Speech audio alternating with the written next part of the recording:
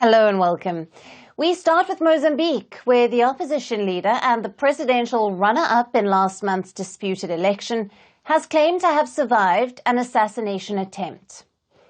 Venancio Mondlane, the independent presidential candidate backed by Podemos party, claimed in a video that he escaped an attempted assassination in South Africa, where he has taken refuge after the elections.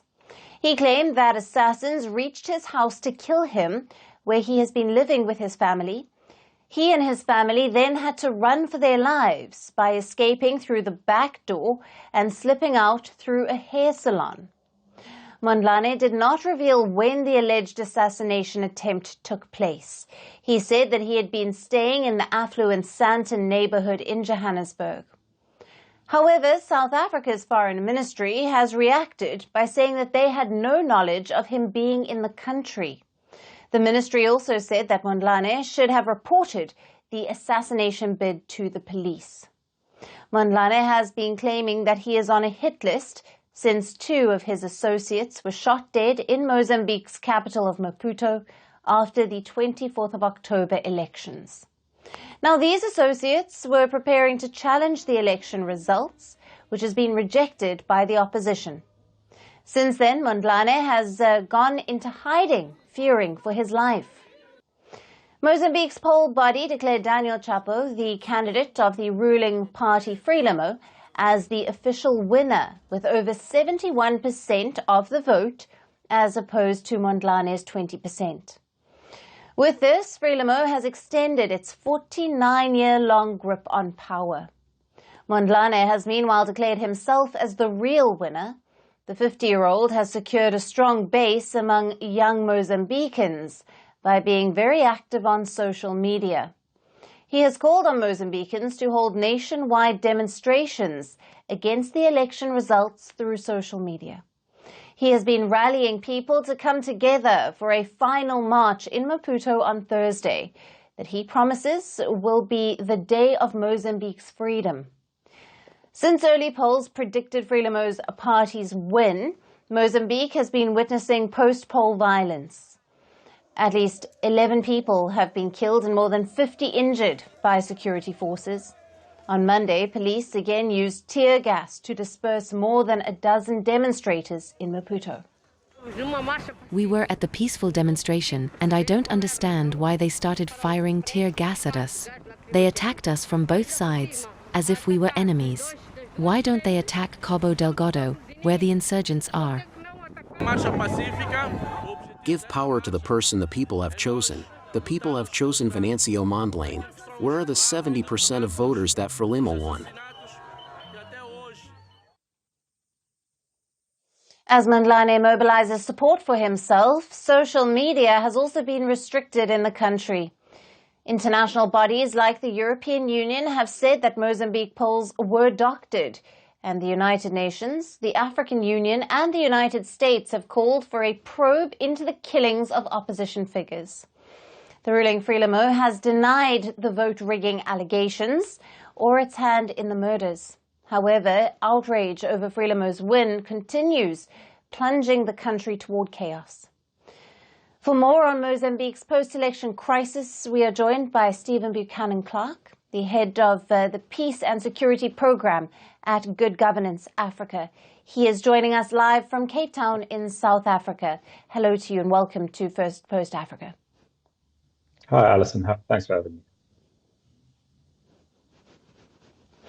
Now, what are the potential motives or political implications behind the assassination attempt on the Mozambique opposition leader in South Africa, as he has alleged? Well, Alison, as you mentioned, I think it's first important to state that as to the alleged assassination, at this point in time, we only have Venancio Mondlane's word on this. It's something he announced on his Facebook page yesterday. However, as you mentioned, our Department of Foreign Relations and Cooperation and our police services have said they have no knowledge of this attempted assassination attempt, and Mondlane himself has not opened a case with SAPS. However, if there was also no Durko was not aware that he was residing in South Africa. However, given the assassinations or the killings of his chief lawyer and MP for the Podemos party, there could be an argument that he entered to South Africa quietly in order to evade potential forces that might be looking to harm him. It stands to be seen if he will open a case or whether his allegations will be investigated further. Right. And Stephen, how might this incident affect Mozambique-South Africa relations? And what steps are being taken by both governments to address security concerns? Well, no country wants another country's domestic issues, domestic tensions sort of sorted out on its own soil. We've seen in the past, for example, the killing of a Rwandan dissident, Patrick Karyege, by the Rwandan government in that market suburb of Sandton, actually, where Mondlane claims his assassination attempt took place. And that was in 2014, and there was a significant fallout in terms of the bilateral relations between South Africa and Rwanda. South Africa withdrew its diplomats from Kigali, and while we've sort of normalized relations with Rwanda to a degree, some of those tensions still stand today. But Mozambique and South Africa have a very different relationship to South Africa and Rwanda. Both Mozambique and South Africa share a liberation history. They're part of SADC. South Africa is Rwanda's biggest trading partner, one of the biggest trading partners. We have energy interests together. South Africa imports natural gas from Mozambique. So the countries are a lot closer. And given that fact, I would be very surprised if the ruling Frelimo political elite did order an assassination of this nature. If it did happen, I think it could be rogue elements within the ruling party or another explanation. It still remains to be seen. But of course, if it did happen, then it would be a significant diplomatic concern and tension. But luckily, Mondlane survived if this assassination attempt did took place. So we don't have to go down that road. Right. And could this attack be part of a broader trend of political violence or destabilizing efforts in the region? And what does this incident tell us about the political tensions in Mozambique? Well, as you've seen, the political tensions in Mozambique are very high at the moment. The elections have not just been the election results have not just been rejected by Mondlane and Podemos, but also by Renamo and the UDM, who have all called for a recount. As you mentioned earlier, a number of international observers have also cast some doubt on the veracity and the free and fairness of the elections, although SADC, it should be noted, has not yet provided a final statement on its observer mission, which is also posted in Mozambique around the elections.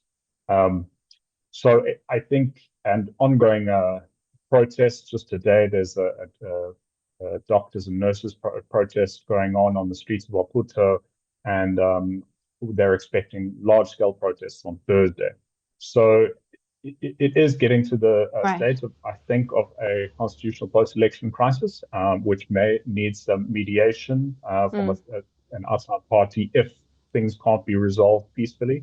But we are hoping that things will normalize as quickly as possible, and some of the reforms can be made to the electoral process so that we see more transparency and the democratic project continue. Right. Stephen, thank you very much for being with us on Firstpost Africa and for your valued analysis and insights on the violence in Mozambique. Thank you, Alice.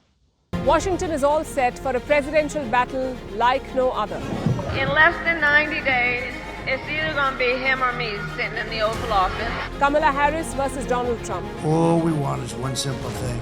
Get out on Tuesday and vote. A vice president versus a former president. As we head towards election night, Vantage will be live from the heart of the action. Speaking to voters in this final stretch. I'm still very undecided. Very close presidential race. Tracking the campaigns as they make the last push. From exclusive ground reports to in-depth analysis, this is your one-stop destination for the presidential race. Join us on this special edition of Vantage, live from the White House in Washington, D.C.